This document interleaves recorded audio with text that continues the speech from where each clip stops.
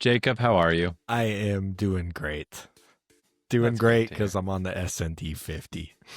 Let's go. Cheers, Spencer, We're cheers. how are talking you? college football. I'm good. I have not one, and this is true. I have not one but 2 cans of Waterloo sparkling water, not a sponsor, in front of me right now. So I can pick. If I get thirsty, I have 2 choices of flavor. It's a good time. You know, Spencer, all the runners love Waterloo. Really? I never understood why that's their sparkling water of choice. It's like they don't like bubbly, they don't like LaCroix, they like LaCroix. Waterloo. Well, I mean, I respect them for not liking LaCroix.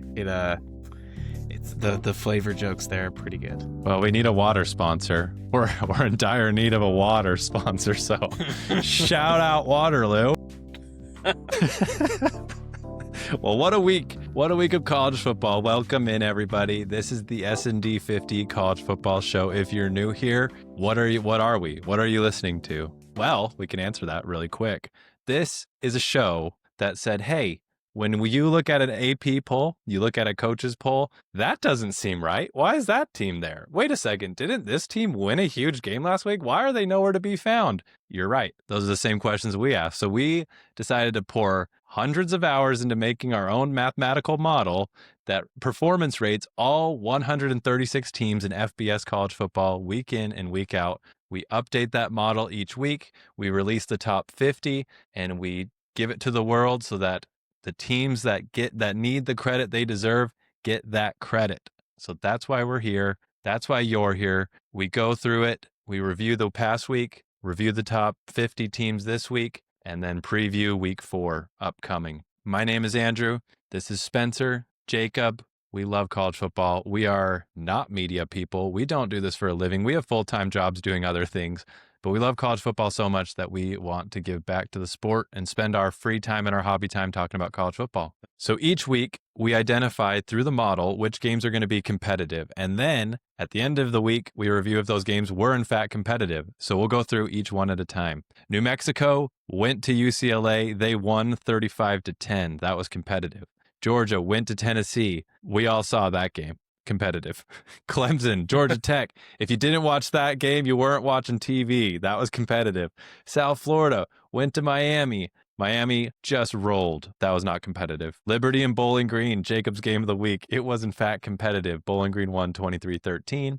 FAU, FIU. If you were not watching this Florida brawl of 2 huge teams in Florida, FIU won 38-28. It was, in fact, competitive. Now, you might be looking at that and thinking to yourself, hold on, why do we have New Mexico and UCLA as a competitive game? And the thing to remember here is that everything we're putting together here, it's got numbers behind it. I mean, if you only look at a box score, you might think 35-10, that was not a close game. That was a 1-2 score game for 3 of the 4 quarters. I mean, 3 of the 5 touchdowns New Mexico scored were in the 4th quarter. So New Mexico pulled away late. They almost pulled away fast enough that we didn't call it competitive anymore. But UCLA was within a touchdown really until the very beginning of the 4th quarter. It was a close and winnable game for the Bruins. So everything that you see here, we've got our competitive rating, tweaked it a little bit to make it a little more readable. Anything rated higher than a 70 in our rating scale, that's a competitive game. If it's 80, that is extremely competitive. Anything in the 80s is like a crazy back and forth game or a defensive low scoring brawl where you're just trading turnovers or punts. Like those kinds of back and forth classics, those are going to be high 70s, low 80s. That's what you're going to be looking at this competitive rating. And Andrew, you say if you weren't watching Clemson, Georgia Tech, you weren't watching TV. Well, guess what, Andrew? I was out in the backwoods Mountain West mountains looking for elk, and I still was able to tune into that game through Sirius XM radio as I drove around these dirt roads, 0 cell service. But I could listen to Clemson, Georgia Tech, and hear Georgia Tech pull off that upset, and just it was beautiful, beautiful scene looking out on the mountains listening to Georgia Tech. You might have had the best view of that game. That's a glorious way to take in the downfall of the dynasty of Clemson. And Spencer, I'll give you this. Let me go through real quick the competitive rating. I'll go through each game for our audio listeners on Apple Podcasts, and Spotify, so you know. New Mexico, UCLA, the competitive rating was 75.6. Georgia, Tennessee, with a high score on this page of 82.6. Clemson, Georgia Tech, 80.8. South Florida, Miami, 45.8. Liberty, Bowling Green, 72.2. And FAU, FIU, 76.2. So when we're calling these games competitive or not, there is math behind it. And this brings me to UCLA and New Mexico. This is sad, guys. This is sad because New Mexico, according to our model, was the 98th ranked team going to the 110th ranked UCLA team. UCLA loses. They paid New Mexico $1.2 million to come play that game, ended up firing their coach on Sunday, and the buyout for their coach was $7.8 million. So in total, to schedule a team performance rated higher than you, UCLA lost $9 million. My favorite comment on this one was a tweet by Luke Leaning. I don't know if I said that right, but he tweeted, UCLA killed the Pac-12 so they could play in front of 200 fans on a Friday at 7 p.m. on a network that isn't widely available while getting destroyed by New Mexico. Poetic. I mean, that fourth quarter, we rated that competitive. That fourth quarter was atrocious. And New Mexico controlled a lot of that game. You know, going into the fourth quarter, it was pretty clear that while UCLA had a chance on paper, while our model said they technically had a shot, they didn't really have a shot. And New Mexico collects their first win against a power conference opponent for the first time in 17 years. Okay, here we go. The remaining games from week 3 to review.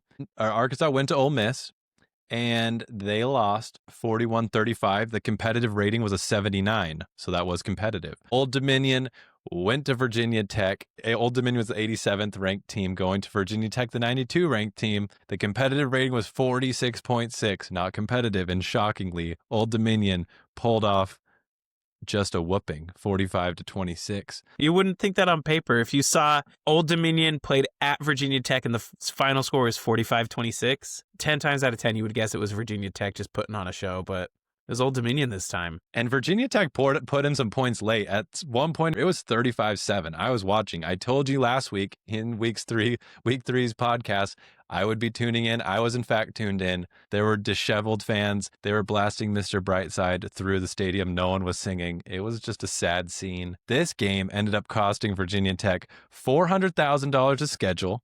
And they had to pay their coach after firing him on Sunday $6.8 million. So that total schedule cost Virginia Tech $7.2 million to once again bring in a team that was performance ranked higher than them, according to the S&D index. Vanderbilt went to South Carolina and took care of business. They won 31-7. Lenore Sellers went out with an injury in the second quarter of that game. The competitive rating was a 77.2. So it still was competitive, even without Lenore Sellers.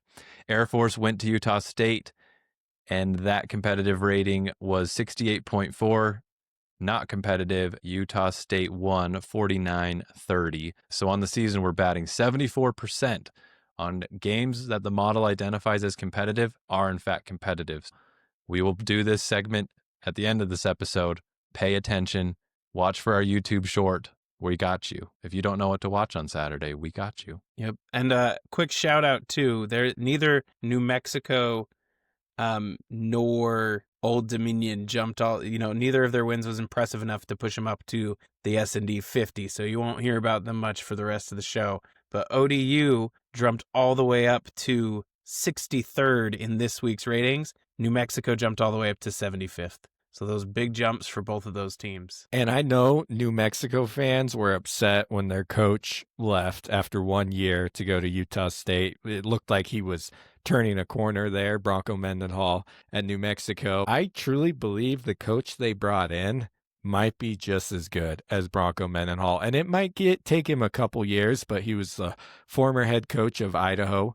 And Idaho's a tough place to win. And he turned Idaho around and got them humming as an FCS power. And if he can do that in Idaho, I think he can do similar things in New Mexico. And for context, New Mexico was in the 90s last week. This week, they're at 75th in the S&D 50. So if you beat a team and you beat them handily, you're rewarded. Utah State went from the 80th ranked team in the S&D 50 all the way up to 52nd. So you won't hear about the Aggies either, but the Aggies are knocking on the door when it comes to jumping into the S&D 50. Okay, that's the end of week 3 games to watch. We are now into the teams that fell out of the S&D 50. So Florida down 26 spots in the rankings, now sitting at 55. Minnesota down 25 spots in the rankings, now at 58. Purdue down 18 spots in the rankings, now at 59. USF down 31 spots in the rankings, now at 61. Texas State down 21 spots in the rankings, they're at 64. And Wisconsin down 31 spots in the rankings, they're at 70. Something worth noting about this is that some of the teams that are falling out of the 50, these are good teams that could bounce back if they can win games.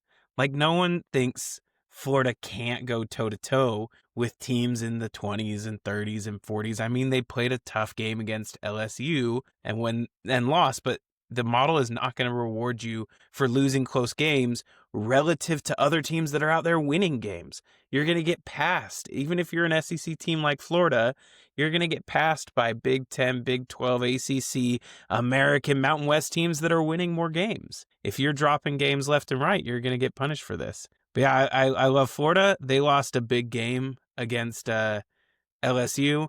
Purdue lost a big game against USC. USF lost a big game against Miami. Wisconsin lost a big game against Alabama. Minnesota lost to Cal. Minnesota lost a big game to Cal. More to come on Cal. Texas State, meanwhile, lost to Arizona State. Yeah, they were the bounce back game. I don't know that I would call that a big game, but they were Arizona State's bounce back game where Arizona State had the chance to say, we actually are a top team. Last week wasn't our story, and they really bounced back against Texas State. So Texas State, unfortunate to have that on their schedule this week. And looking at these teams that have fallen out,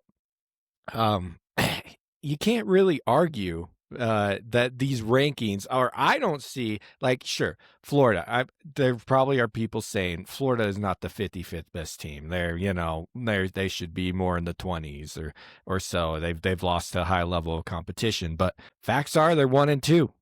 They haven't proven that they can actually win those games, like you were saying, Spencer. But looking at these, Minnesota 58, Purdue 59, it all seems about right. And how this model works, because you may be thinking, how do these guys come up with these ranks and these rating points if you're watching on YouTube? The way this works is we take into account the lead you have, the deficit you're in, and how many minutes of that game you're in a lead or a deficit. So there is a game score, like we talked about in the previous segment with week 3 games to watch, where the model is collecting this score, or the scoring system, and it looks at how you perform against an opponent and then adjust that score based on how good or how not good your opponent is. So same thing here. If you're a Utah State and you beat a talented team in Air Force, you can go from 80 all the way up into 52nd. And just like Florida, they could fall down 26 spots losing to LSU. So that's the beautiful thing about this model. This is not the AP poll where you get to plant your flag, you dig a trench, you hunker down, and you stay in the top 20 till you lose 3 games. We move teams based on how they perform every single week. So every single team has a chance. We'll say Florida, for the first time this year, did not get a single vote in the AP. So for all the AP's atrocities, they at least did something right this time, especially after one voter got called out for upping Florida in their rankings when they lost to USF. But a little bit of justice there. Florida definitely not a top 25 team right now. S&D giveth and the S&D taketh. And if you throw a record high 5 interceptions at LSU, it taketh. So without further ado, let's roll out teams 41 through 50 in the S&D 50 week 4. Heading into week 4, here are our teams. At 50, we have SMU up 11 spots. 49, UCF. 48, Clemson. 47, South Carolina. 46, Arkansas. 45, Washington. 44, Baylor. 43, UNLV. 42, Kentucky. And 41, Kansas. Let's start with SMU, up 11 spots in the rankings at 50th. I don't really know what to make of SMU at this point in the season. They dominated Missouri State You know, they've got a huge game this week against TCU that I think is going to be really the bellwether for their season. I think how they perform against TCU, for me at least, that's going to shape how they do all year, or at least my perception of how they're going to do this year. At 49, we have UCF down 2 spots in the rankings. They are on a bye this week. No, they were on a bye last week. They were on a bye last week. This week, they have North Carolina. Yeah, Bill Belichick looking for more wins, looking for places to pick them up. UCF is not going to be an easy test for that team. But yeah, UCF, a great case of they dropped in the model. Actually, it's worth noting, our model doesn't sit idle. If you sit idle, you may or may not take or lose points in your rating, depending on how opponents you've played recently perform. UCF actually slipped both in rank and in rating based on how their past opponents did. So just an interesting little model tidbit there. And the model does, like Spencer said, by who you've recently played, we weight those teams' points and those get added or subtracted from your rating week in and week out. Great point, Spencer. At 48, we have Clemson. They are down 25 spots in the rankings. This week, they have Syracuse. The ACC is wide open right now, and I'm excited to talk about other teams ahead of Clemson in the ACC. I have a feeling I know maybe what some of those teams might be, so I'll let us get there, though. Don't want to be a rambling wreck, but we'll move on. At 47, we have South Carolina down 32 spots in the rankings. They lost to Vanderbilt. We highlighted this earlier. This week, they have Missouri a chance to get right. Now, I will say, I know that there have been conversations about the health of Lenora Sellers. Something that you'll never see in our model that you will see accounted for in things like the AP poll is that future expectation, especially when it comes to like quarterback health or anything like that. At the end of the day, South Carolina dropped because they lost. And you could say that injuries are going to fuel a team to lose. That could totally be true. But until they play that game on the field and until they take that double-digit loss, they're not necessarily going to slip. The reason why Texas was ranked preseason number 1 is because of future expectations of Arch Manning. And we are now seeing a model might be a little more reliable than future expectations on a player who's barely played. So at 46, we have Arkansas down 27 spots in the rankings after that Ole Miss loss. This week, they play a team in the S&D that is rated higher than them. We won't disclose that now where they are, but that team is Memphis. Yeah, Arkansas had a really tough road game against Ole Miss. That game was very close. It was our third highest competitive rating of the week of our games to watch at a 79. And Arkansas almost pulled it out. This is an Arkansas team, by the way, that our model's been pretty high on. We had them as high as 18th or 19th when they were maybe just picking up a few votes here and there in the AP poll. And I think Arkansas still has a chance to make some noise in the SEC. Their quarterback, Taylor Green, is super talented. Never count out Sam Pittman's teams. So I think Arkansas is going to be a team to watch on SEC schedules. At 45, we have Washington down 1 spot in the rankings. They were on a bye this week. Upcoming, they have the Apple Cup against Washington State. How good do you have to feel in the lead up to the Apple Cup to watch your rival just get walloped by North Texas? I mean, that game was not even close. Washington State should not pose too much of a challenge for the Huskies, especially as our model interprets it. At 44, we have Baylor up 7 spots in the rankings. This week, they have Arizona State. Yeah, Baylor-Arizona State's going to be a big Big 12 matchup. Not the biggest of the week, though. We got another bigger game coming up, but that'll be an important game for the Bears to see if Dave Aranda's team can actually meet some of those really high preseason expectations. At 43, we have UNLV down 6 spots in the rankings. They are coming off a bye, and this week they have from the formidable MAC, the conference we can't quit on this show, Miami of Ohio. The Red Hawks. Oh. Shout out Spencer's 5th grade teacher. This is going to be an exciting one with UNLV at Miami, Ohio. Miami, Ohio they finished tied for first in the MAC last year. Now they started off the year with 2 Big Ten teams. And so they're 0-2, but they're looking to bounce back. And you got UNLV, the only ranked team, I guess, spoiler alert, the only ranked team for the Mountain West Conference taking on Miami, Ohio will be a fun one to see which conference has the better, which conference can come out on top. Yeah, Jacob? especially as we're starting to get out of into the tail end, I should say, especially as we're getting into the tail end of non-conference matchups. That's a good one. At 42, we have Kentucky up 10 spots in the rankings. They won by 25 against Eastern Michigan. They're on a bye this week. And at 41, we have Kansas down 1 spot in the rankings. They were also on a bye. This week, they have the scrappy West Virginia Mountaineers coming off an overtime victory against the Pitt Panthers. Yeah, that backyard brawl was something, but I don't know that West Virginia has what it takes to stop Jalen Daniels. I think Kansas is going to take this one. Teams 31 through 40. At 40, we have Louisville. At 39, Florida State. 38, Navy. 37, Michigan State. 36, Texas Tech. 35, Michigan. 34, Alabama. 33, Houston. 32, Maryland. And 31, Cal Bears. We'll start with Louisville at 40, down 4 spots in the rankings. They're coming off a bye. This week they have, from the formidable Mac, Bowling Green. Spencer, this is the part of the podcast where you talk about how much you love Louisville. I'm just going to say, I think Louisville is still a dark horse to win the ACC. You keep wishing. You keep saying that. Hey, Bowling Green is 83rd. Bowling Green's 83rd in our S&D index. If they can pull off a win, it will continue to boost them up. Okay, Florida State at 39, up 6 spots in the rankings. They are also on a bye. And this week, you might as well consider them on a bye again. They have Kent State. That's true. That I don't know that the Golden Flashes count as anything but a bye.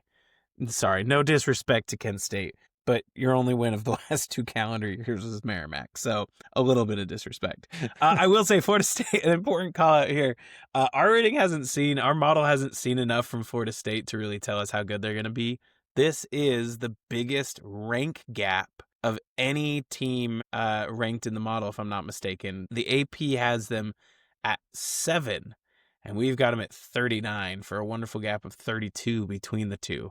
We just haven't seen enough from Florida State. And frankly, that win against Alabama was excellent, but they haven't done much since. And the model's not going to reward them until they do. Spencer, do you know what Florida State was ranked last week? 10th, I believe. Yeah, they went up 3. They went from 10 to 7 off of a bye. Like, come on. Like, what? Where does the AP pull this out? Like 10 to 7. But anyways, yep. We haven't seen enough from them. 39's just a fine spot for them, in my opinion. And here's another how the S&D 50 works. Florida State could beat Kent State by 100. And the way this model works, because Kent State is so far beneath even Florida State at 39, Kent State the model's only going to give up. Go ahead. Sorry, Kent State all the way down at 116. 116 out of 136. Florida State could put up 100, and Kent State will not give Florida hardly any points because those game points that Florida State collects will be adjusted to probably under 10 points earned. Yeah, one more call out here to make, not actually related to Florida State, but Florida State, I made the note that that's our biggest gap between the AP poll and the S&D 50 ranking. Just one quick shout out. There's only one AP team that isn't even ranked in our 50, and that is Notre Dame at 54. Still only a gap of 30 spots between their AP rank of 24 and the S&D rank of 54. But yeah, all the other AP 25 teams will be represented from Florida State on up. At 38, we have Navy up 11 spots in the rankings. They are coming off a win against Tulsa. They're on a bye this week. I like Navy in this spot. Navy got voting consideration in the AP poll this week.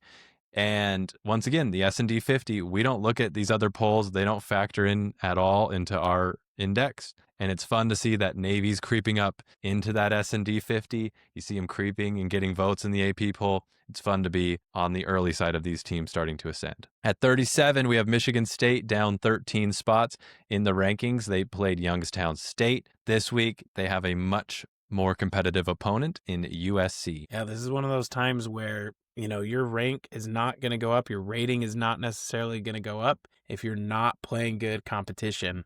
So that win against Youngstown State didn't do them any credit. They actually, because opponents they've beaten were out losing this past week, they actually lost points relative to where they were a week ago because Youngstown State was essentially a bye. They got less than 10 points added to their rating for beating Youngstown State. And they got a net negative 41 in rating points on the week. At 36, we have Texas Tech up 6 spots in the rankings. They beat Oregon State by 31 this week. They have the big noon game against Utah. Yeah, we'll talk about this specific matchup more later, but Texas Tech is going to have their first shot to make a real jump in the ratings this week. At 35, we have Michigan up 18 spots in the rankings for beating down on Central Michigan. This week, they have Nebraska. Talk about a bounce back, am I right? I mean, the S&D 50, if you win, they can come off a loss against Oklahoma and be up 18 spots right back into the S&D 50. Welcome back, Michigan. I mean, they were definitely helped by the fact that Oklahoma went around and walloped Temple. Sadly,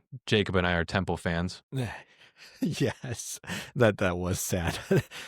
But with Michigan, it's interesting because they're still ranked in the AP. Nebraska is not ranked in the AP. Ooh, there's a spoiler on that one. This Nebraska-Michigan game will be an S&D 20 and a 30 team matchup, Jacob. How about that? Oh, it's just exciting to see Nebraska on top of Michigan. That's right. That's right. A team that even had a bigger jump than Michigan into the rankings. We have Alabama at 34, up 24 spots in the rankings. They walloped Wisconsin, and this week they are on a bye. Welcome back, Alabama. And welcome back, SEC scheduling, where you got Bama on a bye and Georgia on a bye the weeks before they face each other. They know how to schedule. All that they do. At 33, Houston up 17 spots in the rankings. They beat Colorado. This week, they are also on a bye. Hey, we talked about this last week.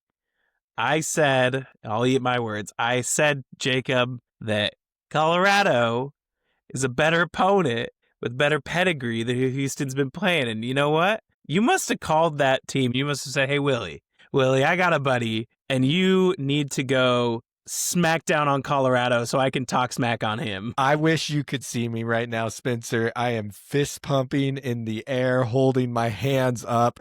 Houston Cougars, baby. Put the beat down on Colorado. They are here to make some noise in the Big 12. And they jump from 50 to 33. Once again, the S&D giveth. If you win and you beat quality opponents, up you go. At 32, Maryland down 7 spots in the rankings. They had a win against Towson this week.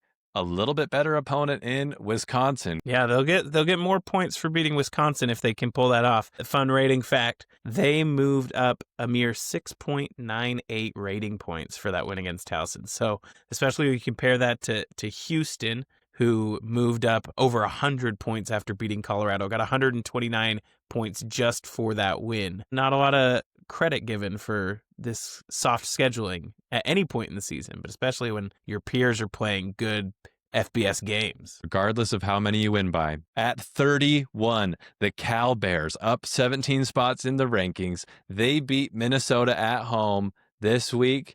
They have San Diego State. Okay, why is nobody talking about a potential undefeated season for the California Golden Bears? They, in the ACC, okay, all right, undefeated might be a little much, but talk about ACC championship game.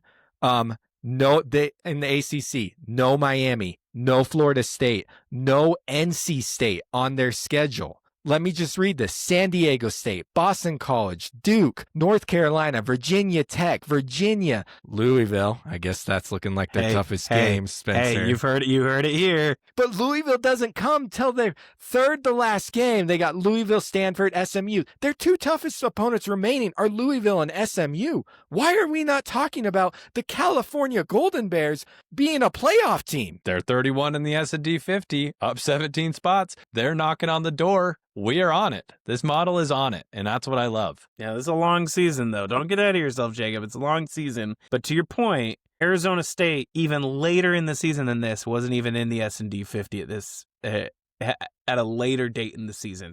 A lot of room to go up, a lot of space to fall back down. Hey, I'm not saying Cal is a playoff team. Do I truly believe that they are a playoff team? Probably not. But I look at their schedule and I ask myself, could they? And I see why not? Why couldn't? I think they're good enough to do very well with that kind of schedule. Here's the thing, too. I actually 100% agree with you, and our model agrees with you. And I see Cal scheduling as like the Missouri. Cal's got the Missouri schedule, not in terms of location, but in terms of relative to the conference powerhouses. They've got the Missouri schedule this year of the ACC. The difference there is I actually think Cal is a better team than Missouri. They're lower rated than Missouri. We're going to get to those Tigers, but I think Cal could come to Missouri, I guess, is where the only place they'd be allowed to play. But yeah, I think Cal could take Missouri. I love the staff that Justin Wilcox and his guys have put together. Brian Harsin, former Boise State coach, former Auburn coach. He's the offensive coordinator. The general manager, Ron Rivera from the NFL. I have this opinion and this take on Cal that these great places to live, if you want to live in Berkeley, there's a job for you. And if you want great weather, come work for our football team. And lo and behold, here comes Cal out of nowhere. So it looks like they're coming out of nowhere, but I have this hunch as these power conference teams who have money, who are in great locations, accumulate talent in their staff, these teams will start to rise. If you want high cost of living, come on. We have plenty of room for you. Hey, they got the money to pay for it. That's fair. That's right. If you can pay for the cost of They're living, not recruiting us, right there. Jacob. No one's recruiting us to go to Berkeley and run a college football program. One day. Though the NCAA, if you're listening to this, come recruit us to help run your ratings and rankings. We'd happily join in on that. We'd also help do your TV scheduling to let you know who should be on TV and who shouldn't. Yes. The S&D 50 teams 21 through 30. At 30, we have Memphis, 29 Arizona State, 28 Tennessee, 27 Arizona, 26 BYU, 25 NC State, 24 Texas, 23 Nebraska, 22 Utah, and 21 Rutgers. We'll start with Memphis, up 16 spots in the rankings at 30. They are coming off a win against Troy, and this week they have Arkansas, a team they are now ranked ahead of. Memphis is ahead of Arkansas in the S&D 50, people. Pay attention. And the thing about Memphis right now is that people aren't going to be paying attention. People are going to see that. They're going to see it's Arkansas on the road, and they're still going to think to themselves, yeah, they got this. But Memphis is a quality team. Memphis plays in a quality conference. It's not the SEC, but the American is not to be messed around with. So just I behind think the ACC. Just behind the ACC, we'll get to those conference ratings. And within, spitting distance of the ACC, too. There's not a yawning gap between the ACC and the American. There is between the American and the SEC, but not between the ACC and the American. So Memphis really helping lead the way in that conference. Memphis has a great shot, especially coming off a 21-point victory, so they are rested and ready to go. So that will probably be their Super Bowl. At 29, we have Arizona State up 30 spots in the rankings. They are coming off a win against Texas State, a team we had in the S&D 50 by 19 points. This week, they have Baylor. This will be like we were saying earlier, this will be a telling week for Arizona State against Baylor. I truly believe Arizona State should have beat Mississippi State, that they are the better team. And I believe that Arizona State is going to start stringing together some wins. Now, looking ahead at their schedule, though, they have one of the toughest Big 12 schedules out there. They play basically all the top teams in the Big 12 and basically on back-to-back weeks. So it's important for them to get this one against Baylor this week to get them started off right. At 28, we have Tennessee down 25 spots in the rankings after that gut-wrenching loss to Georgia. They have a get-right game against UAB. Poor UAB. If I were a little team, I would absolutely be rooting for my opponent to win the game before. Maybe catch them when they're high and not paying attention. But when you get the loser of a marquee game the next week, that's a recipe for disaster. Poor Trent Dilfer. Poor Trent. Gosh, man, I've been waiting for Trent to turn UAB around, but it just hasn't happened. Fighting Dilfers will have to wait another week. They've been playing competitive all season long. They've been fighting. They've been fighting the good fight. I have a thought on that Tennessee-Georgia game I want to share right here.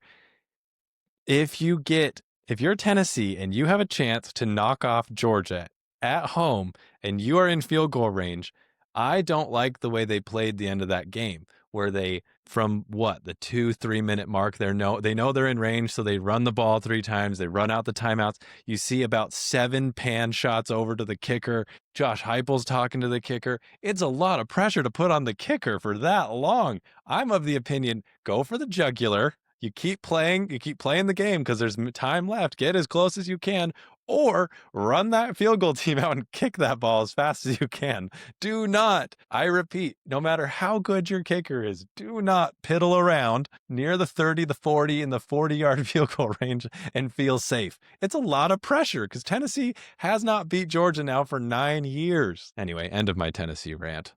Your points are valid, Andrew. I agree with that. I think Josh Heupel may have botched the end of that game, but I don't think Tennessee's season is over. No, absolutely not. The futures, I mean, it's the SEC. You have a chance every week. I mean, the S&D 50 is the witness here. You have a chance to bump up all you want. But how good do you have to be feeling if you're Josh Heupel, or if you're the Tennessee GM or whoever they got in that position? How good do you have to be feeling about what's happening at UCLA right now? Great. Just so good. They feel excellent. Even after this, they have something they can fall back on and be like, well, at least we're not the Bruins. And I'd like to note, too, Tennessee is at 15 in the AP poll. The S&D 50 has them at 28. All right, at 27, we have Arizona up 7 spots in the rankings. They came off a win against Kansas State, and this week they're on a bye. Yeah, they got fair credit for that Kansas State game. They were already in the S&D before.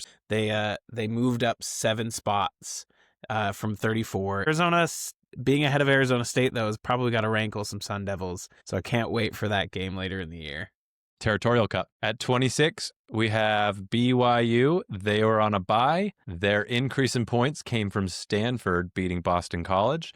This week, they go to East Carolina. This is one of the few teams, it might be the only, where the S&D and the AP have them at the exact same spot. BYU's the first team out of the AP poll, and here they are. First team out, I guess, of top 25 of the S&D. Jacob's I did correct. not realize. We have teams dancing around the 1 or 2 spots different than the AP poll. This one's spot on. Nailed it. At 25, we have NC State up 13 spots in the rankings. They are coming off a win by 10 against Wake Forest. This week, they have Duke. Duke coming off that loss to Tulane. That Duke-Tulane game, man, we'll talk about that. But yeah, I would feel pretty good right now if I'm NC State. You're going to take a Duke team that's on the back foot. You've got a really good quarterback in CJ Bailey. I think NC State likes how things are looking for the rest of the year. NC State is another team that I think could vie for an ACC championship game spot. I've forgotten about Louisville, Spencer. I'm sorry to tell you. I've forgotten them. What we're not talking about is, let's look ahead a few weeks. NC State's schedule, if they get past Duke this week, they got another cupcake after that. And then they got Notre Dame. So this Lovely. NC State game with Notre Dame that looked like a pretty solid, chalk up a W for Notre Dame doesn't look like a W anymore. You could have a 6-0 NC State coming in to face Notre Dame in that game. Notre Dame team that could even potentially have 3 losses by that point. Notre Dame really struggling to start the year. But NC State is going to have a tough final stretch with, home games, not in order, but home games against Georgia Tech and Florida State, road games against Miami, Pitt, Notre Dame, and then, they finish hosting North Carolina. But, if they can push through that, they're a shoo-in, not just for being undefeated. I mean, that's a really tough schedule to have in the ACC. Yes, but like here, the S&D's got them at 25, and in my opinion, that's putting them in contention for the ACC. All right. At 24, we have Texas up 7 spots in the rankings. They had quite the struggle against a UTEP. This week, they have Sam Houston State, a very, very low-rated team in the S&D 50, 125th. This should be Arch Manning's chance to get right and prove people wrong if he's going to do so. Spencer, but I would have said that about UTEP, though. Come on, tell us how good Arch Manning is, Spencer. Hey, whoa. I said he's playing better, and that is true. I will stand by that. I don't necessarily think that Arch Manning is the quarterback that everyone makes him out to be. He could be. I mean, I would not put a ceiling on a Manning for fear that I would find myself, being struck down by whatever power makes the Manning so good. But I just don't see it right now. He's getting better, but that's a long way to go. I don't know that Sam Houston's going to challenge him, though. Sorry, Jacob. No, they won't. They won't. Sam Houston lost their coach to Temple. Sam Houston's on tough times. They are 125th in the S&D 50. And to note, Texas is 8th in the AP poll. Once again, this is why we make this poll. Texas has not performed on the field to be the 8th best team in the country. No slight at Steve Sarkisian and Arch Manning, but they haven't. They have a chance to bump up as much as they please because they're going to play great opponents throughout the year.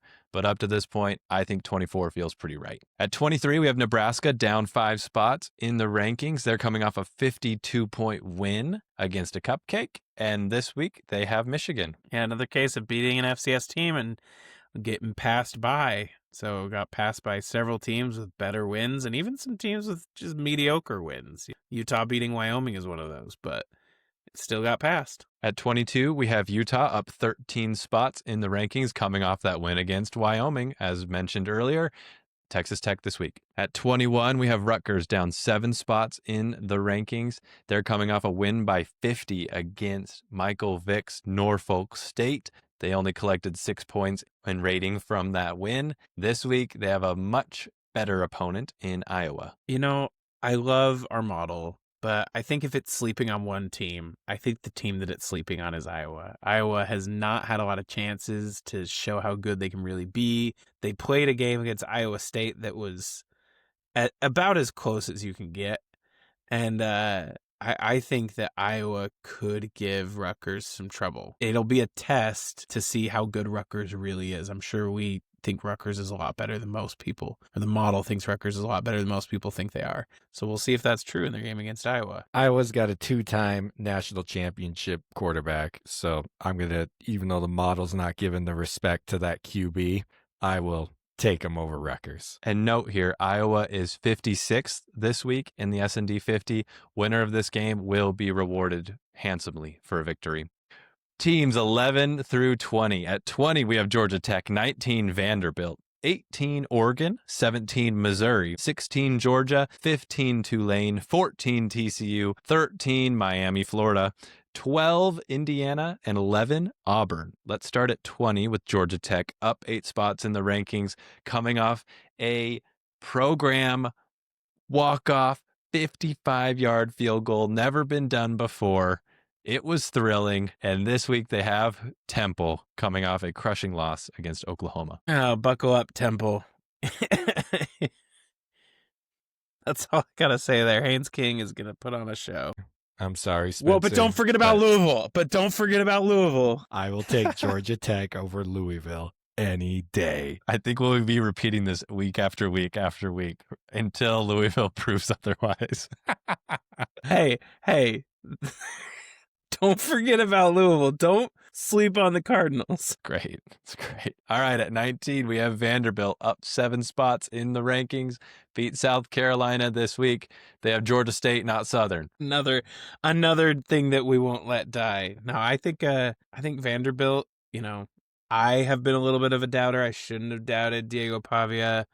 I think. Say that again. Everyone else on this show has been.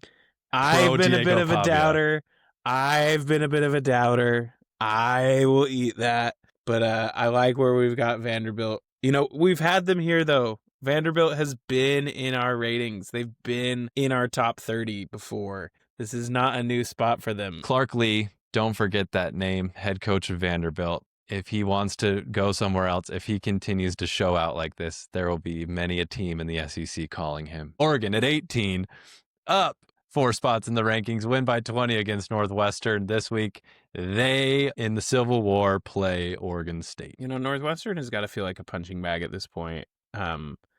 But I don't know. Oregon State might be more of a punching bag for the Ducks.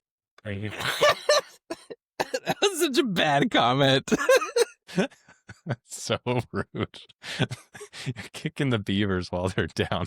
That was gas bagging, and I'm so sorry for it. Okay.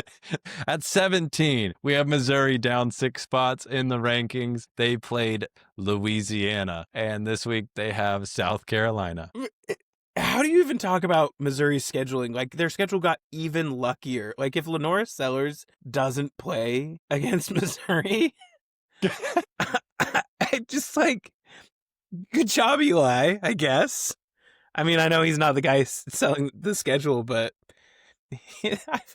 it was at this point of the season last year, we all kind of looked at Missouri and were like, how are they still winning games? So maybe it's legit. Maybe I've been sleeping on Missouri. Our model hasn't been. You know, I wonder if fans in Columbia this is now their 4th home game in a row.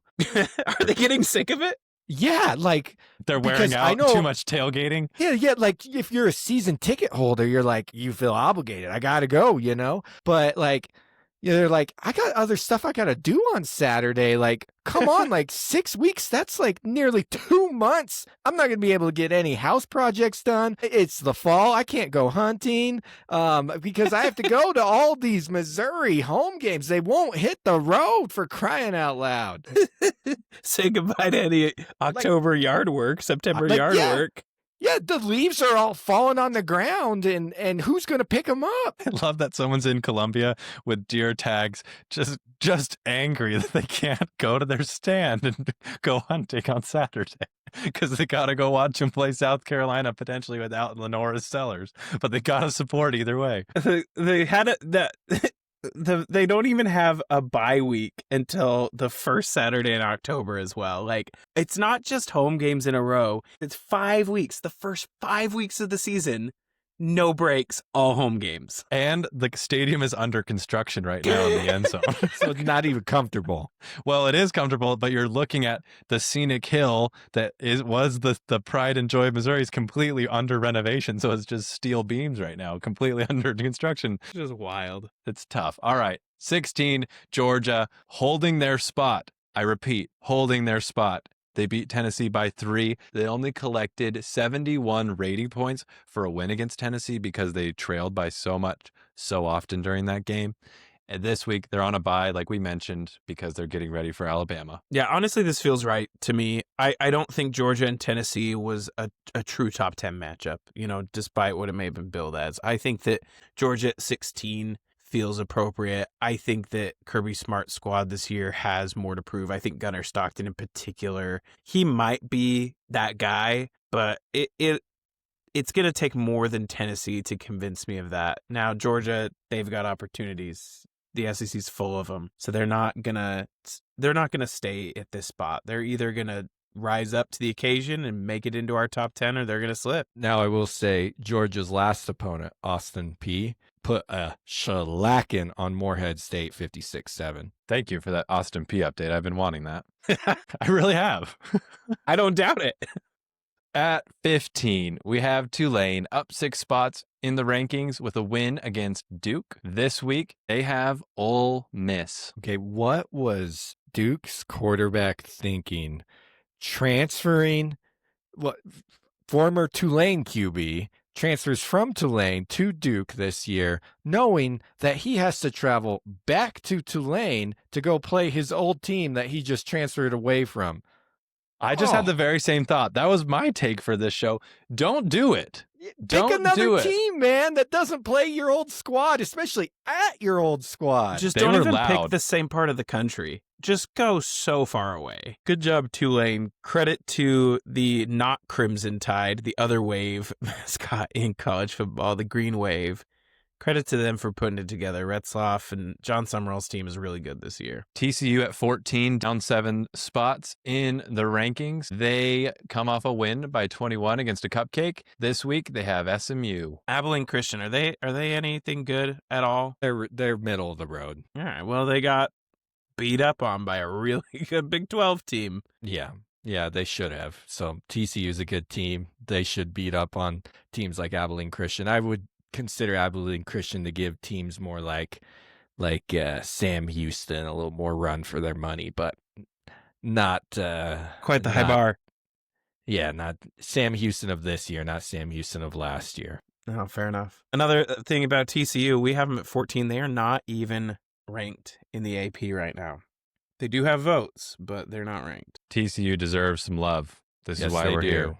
Future Big 12 champs. Miami, 13, up 19 spots in the rankings. They absolutely boat raced USF. They get the credit they deserve. It was a great victory. And this week, they have Florida. I mean, I guess Florida has a chance to bounce back, don't they? The trifecta over here. Can you imagine one beats the other? They'll all kind of end up in the middle. Wild thought. It's a wild thought. And once again, Florida can't catch a break. Goodness gracious. You get LSU and you get USF, and your treat afterward is Miami. And Miami's on a heater right now. Carson Beck knows what he's doing. They're cooking. I was wrong about Miami. I did not see them this high. It's great to see the model rewarding them here at 13. Now, the question lies, what will Miami look like on the road? Because they've yet to leave the Comfort of Hard Rock Stadium. Yep, exactly. We shall see. We shall see. At 12, we have Indiana, down 2 spots in the rankings. They won by 73 against Indiana State. They only collected 5.66 points in rating for that victory. This week, the showdown we previewed last week, they have Illinois. Is Indiana State a rivalry? I mean, probably in basketball. Larry Bird. Right. And it's probably in basketball only because of the history of Larry Bird. Do we know anyone else who went to Indiana State? I dare say we don't. There was that goggles guy a couple years back, and they had like golly. 30-3, and That was they awesome. barely missed the NCAA tournament. It was a big controversy. But again, basketball. This has got to be a money game for Indiana. It's got to be one of the ones that in 3 or 4 years we're going to talk about of like, can you believe how much money Indiana lost for scheduling Indiana State? For context, Indiana's 19th in the AP poll. We have them at 12. I will say Kurt Cignetti's team gets more love from the model than it does from the voters, because I think that voters have a little bit of a recency bias. They're like, well, we did this last year, and then we finally had to push them up, and then they lost, and so we're going to keep them down again. Yeah, Indiana's put together a good season so far. 73 is nothing to scoff at. I think it's tied for the highest margin of victory of any team so far this year. Indiana collected 52.57 points from past opponents, and that's because who did they beat? Old Dominion. Old Dominion beat Virginia Tech. We mentioned this earlier. So once again, Indiana gets rewarded for beating previous opponents who play well. Okay, at 11, we have Auburn up 1 spot in the rankings. They win by 16 against South Alabama. This week, they have a big game against Oklahoma. We'll talk more about Auburn when we get into that Auburn-Oklahoma game, but I think that Hugh Freeze's team is appropriately ranked here. But Agreed. Preview, sneak peek of what's coming immediately after this slide. This brings us to the S&D 50 top 10. At 10, we have Oklahoma. They're up 3 spots in the rankings. They won against Temple in dominant fashion, 42-3. They have Auburn this week. Anytime an SEC team travels to a G5 level caliber of team, I have mad respect for them. So thank you, Oklahoma, for taking the time to go to Pennsylvania and kick Temple's butt. And the model rewarded it too. Oklahoma collected 107 rating points from this beatdown. So Temple is not a bad team. Not that bad in the eyes of the model. Great win for Oklahoma. At 9, we have the Mississippi State Bulldogs. Not even in the AP top 25. We have them at 9. They're up 8 spots in the rankings. They dominated Alcorn State. This week they have Northern Illinois. Yeah, this is among our spicier takes, I suppose. And by our, I mean the models. I think Mississippi State gets a lot of credit that it deserves here for beating Arizona State. Our model still obviously likes Arizona State. And as Arizona State continues to do well, Mississippi State will get, at least for a couple more weeks, they'll get a bump to their rating. The model must like Texas State because that's who Arizona State beat, because Mississippi State isn't getting a bump from Alcorn. They're getting that bump from Arizona State and Texas State. Yep. Texas State in the S&D 50 last week. They were a team to look out for and have that test against Arizona State and just did not show up. And of those 158 rating points earned, 52 of those points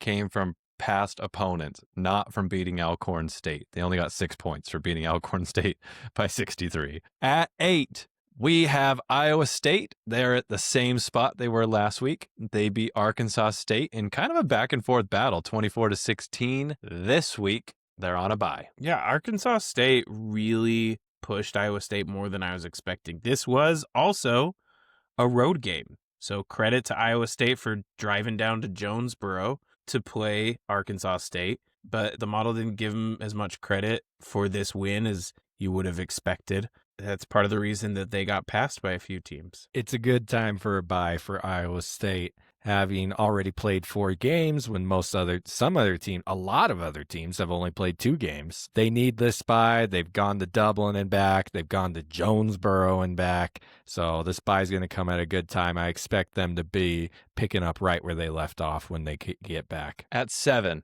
we have Illinois. Down 3 spots in the rankings. They beat Western Michigan 38-0. This week, they have Indiana. And you might say, well, why didn't they get a lot of credit for beating Western Michigan? It's because Western Michigan is 117th rated team this week. There's not a lot of credit to give a team for whooping on somebody that they're supposed to whoop. I'm so excited for this Illinois-Indiana game. According to the S&D, this is the number 7 team playing the number 12 team. It's must-watch television. We joked in week 1 that a couple years ago you would have laughed if we said that Illinois-Indiana is a top 15 matchup. Here you go. This is what it's all about. Illinois, Indiana on the ascent. Playoff caliber football here. That's what I'm saying. At number 6, we have Penn State down 4 spots in the rankings. They beat Villanova 52-6. This week, they're on a bye. Now, this is Penn State. Just mad respect, James Franklin, but you got to schedule better to start the year. You got to play better quality opponents to start the year. Who are we beating? We're beating Villanova. This is not basketball. It's football. You're winning by 46. Nevada is 132 in the S&D 50 right now.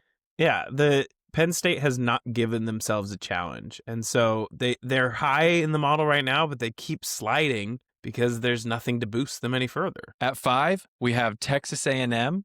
They're up 4 spots in the rankings. They beat Notre Dame in a thriller, 41-40. This week, they are on a bye. Another good opportunity to take a bye for a top 10 team. I think Texas A&M needs this to reset before the rest of their SEC schedule. At 4, quite spicy. USC up 16 spots in the rankings. They beat Purdue 33-17. This week, they have Michigan State. This is definitely our hottest take. This is the model's hottest take for sure, is that we see USC not just as a top 20 team where we had them last week, but as a top 5 team because of the quality of play that they've put onto the field, the caliber of opponents that they're beating, and then what those opponents are turning around and doing themselves. So I think USC is a story. We're not the only people that think this. There are a lot of people that have USC creeping up, but they finally entered the AP this week at number 25. We've got them already in our top 5. Okay,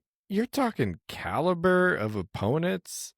Let's see who they've beat. Missouri State, Georgia Southern, Purdue. That gets you a top 5 ranking? I'm sorry, this one I'm a little bit puzzled how the model put this one together. I mean, take a look at Purdue, where we had Purdue as a top 40 team last week. So at the end, it's self-reinforcing a little bit, but if Purdue loses games, then USC is going to slide.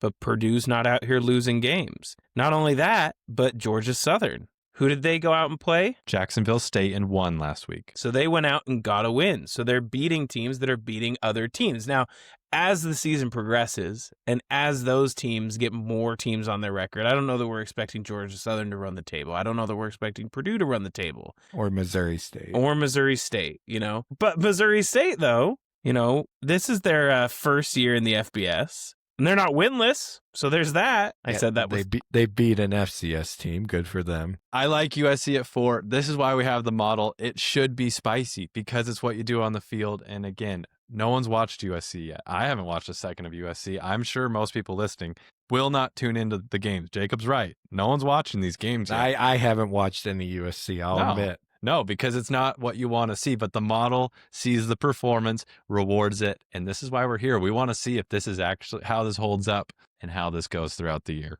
Jake, I talk about this model as having like 3 stages because at the end of the day, you need some games under your belt to really be able to evaluate what's going on. So as we go through week 4, we're still at the tail end of what I call the chaos phase in the model. And that's where you're going to have little outlier cases. So this may end up being one of those outlier cases, or we could just stumble in on being some of the first people to identify what USC has going on. At 3, we have Ole Miss.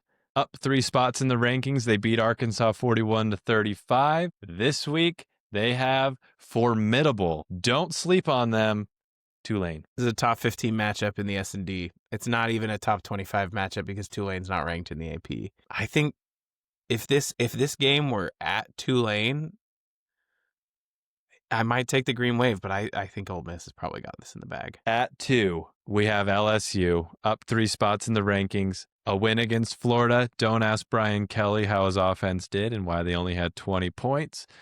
This week, they have Southeastern Louisiana, a chance to run up the score and let that offense show what it can really do. Anybody else see that video of Brian Kelly getting leveled by a lineman? Poor guy. He got slammed.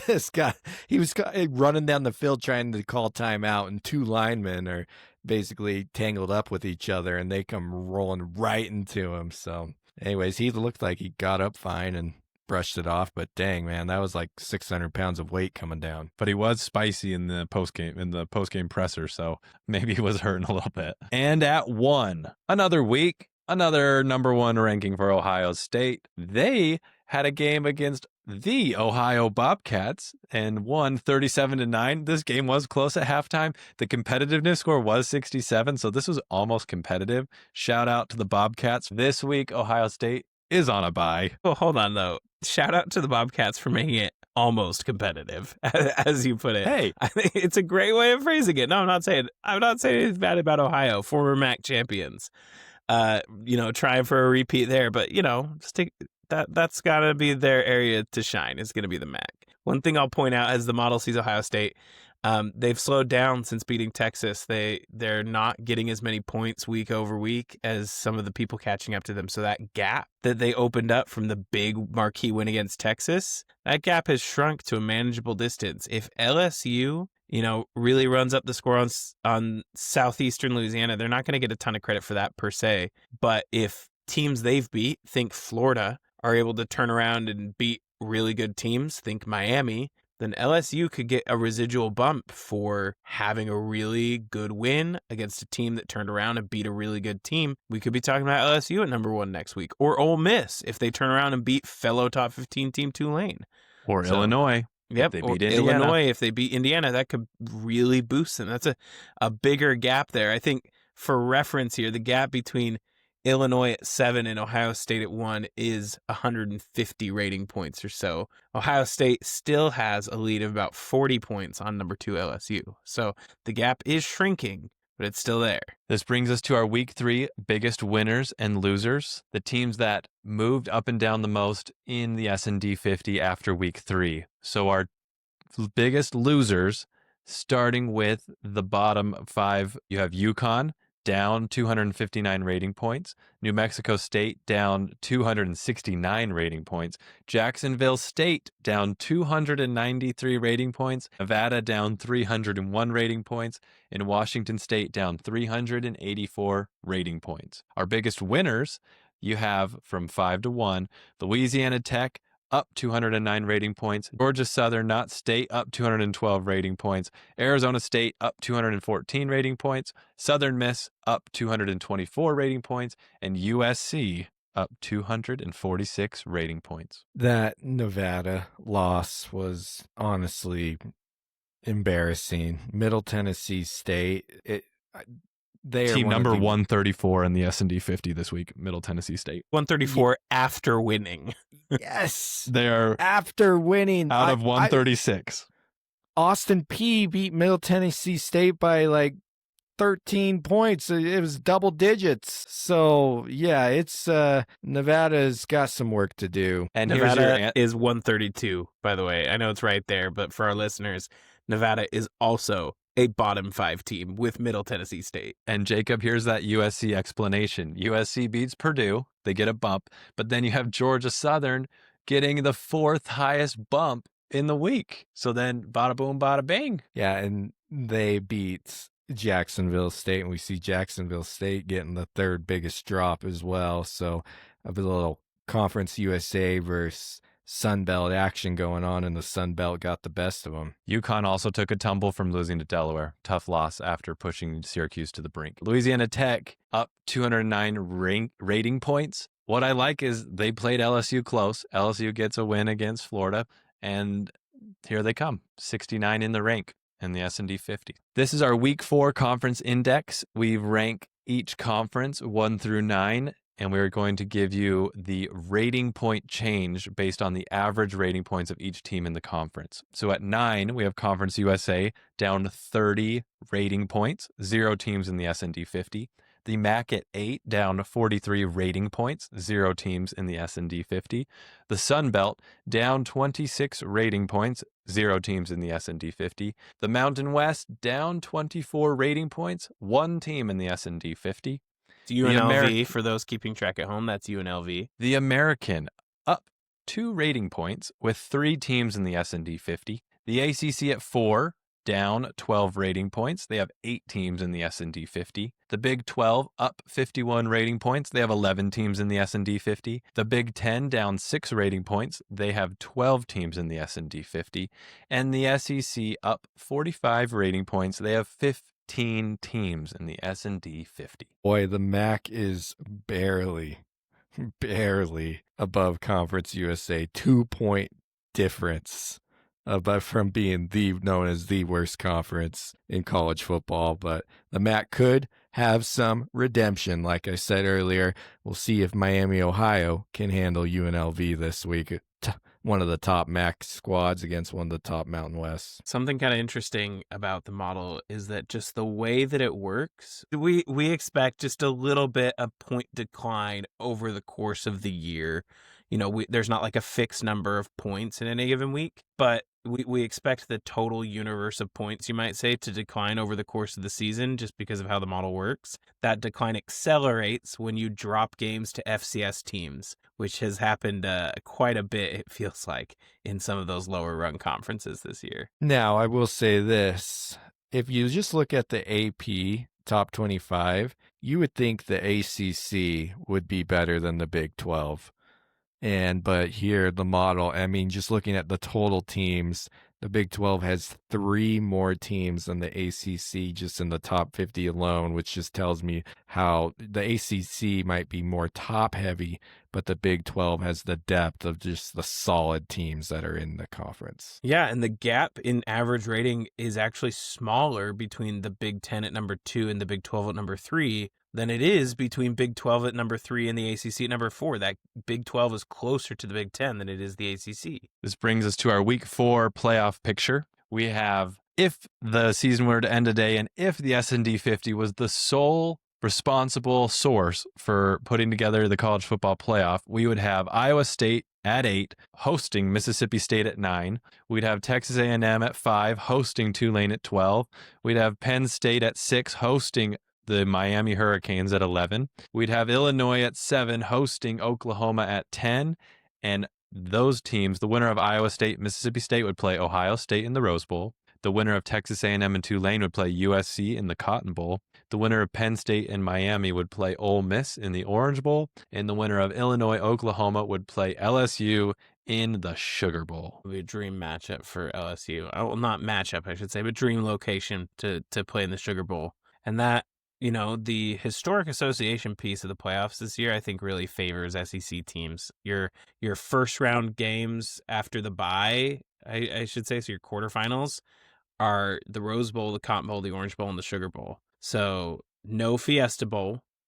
And with the addition of Texas and Oklahoma, like Cotton Bowl feels like SEC country as well. So, historical associations being what they are, these locations just are really good for SEC teams. Gotta love SEC scheduling. On top of that, looking at this bracket, last week we talked about the American potentially getting in 2 teams. I want all you sickos out there to know, even with South Florida losing, that dream is alive and well. If Tulane beats Ole Miss and then runs the table, goes undefeated, and then loses in the American Conference Championship, how can you keep Tulane out with the wins they've put together here in the non-conference? So, still alive and well. Let's go Tulane, run that table. I'll tell you something though. I don't know that it would be 2 American teams in that case. Because even if Tulane loses in the American title game, that doesn't guarantee the American title game winner gets into the playoffs. You know, if that's a 2 or 3 loss team, it could be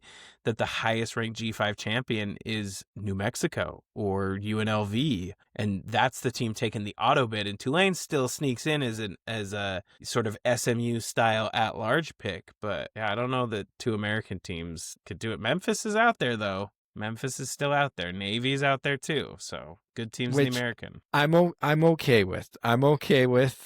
But I just look at the other G5 conferences, and honestly, at how they've performed in the non-conference, it really seems like they might all just eat each other up. I could be wrong. Maybe UNLV continues to put win after win together.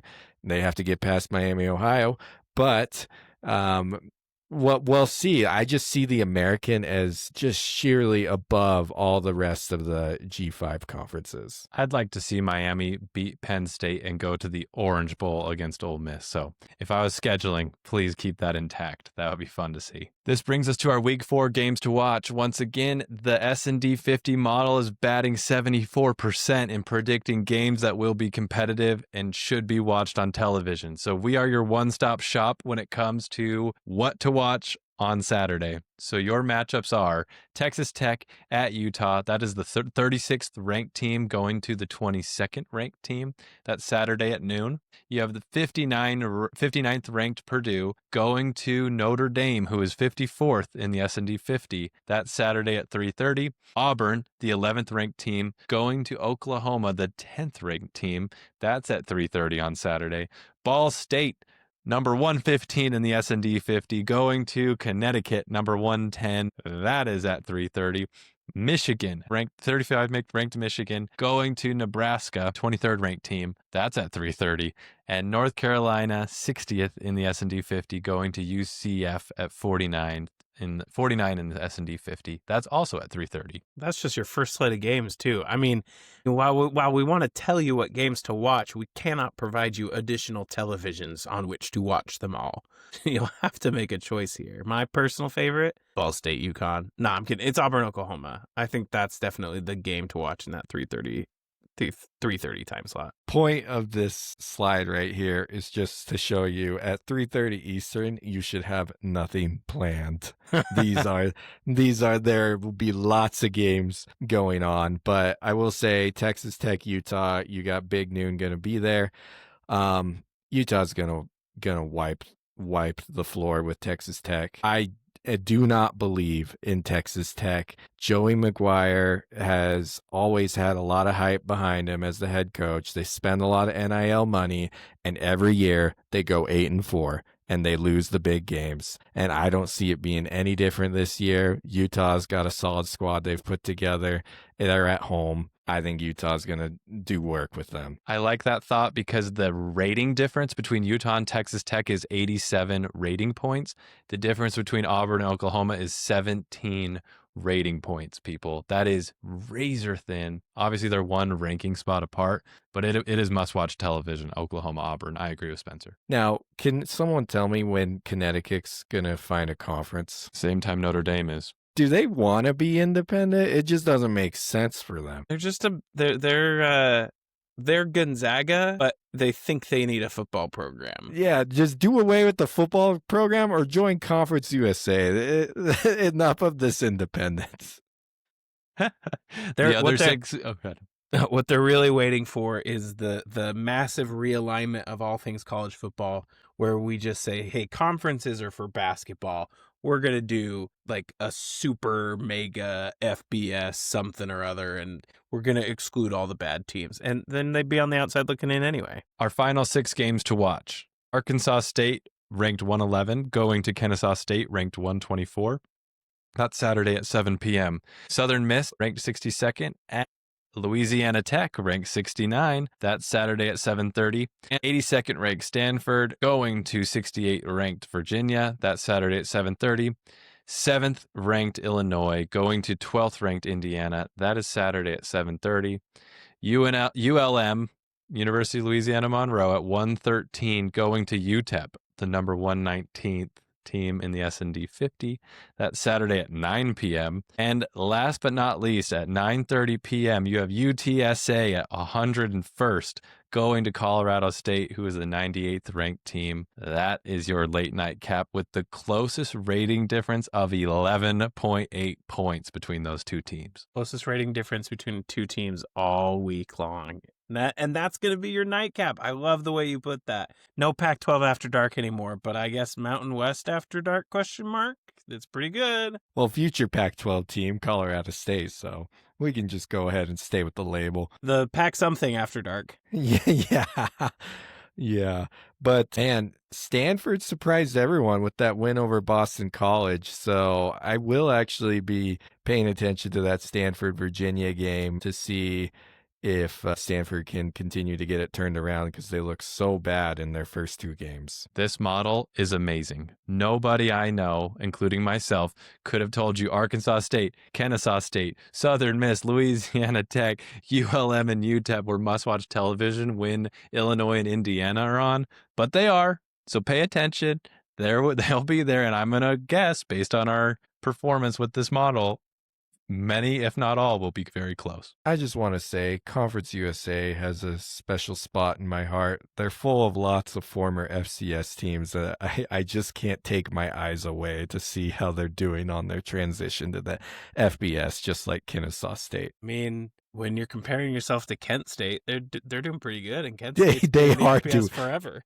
They are doing pretty good. Kent State might want to pull what Idaho did and go back to the FCS. If you've made it this far in the video, please please subscribe to our channel. We are on Apple Podcasts, Spotify, YouTube. We have a TikTok account if you want to watch some shorts of us. We appreciate you all. Thank you so much for watching. We hope you have a great week. Enjoy this great slate of games, and we will see you next week. Bye.